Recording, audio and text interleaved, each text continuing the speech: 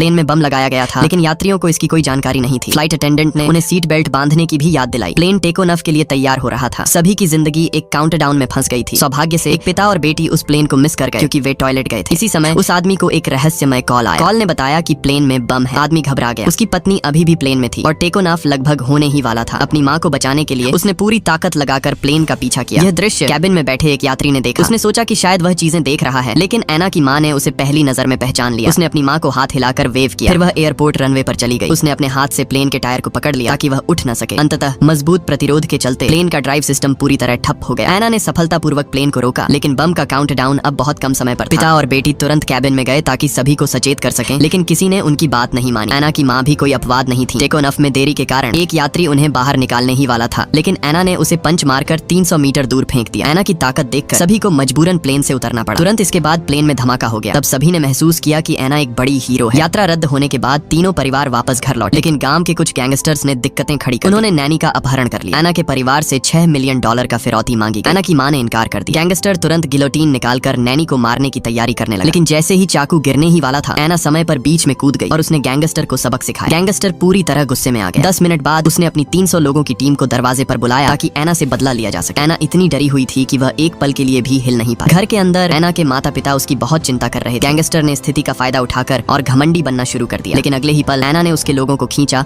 और दरवाजे की ओर चली गई। एना ने कहा, अब तुम्हारी बारी है।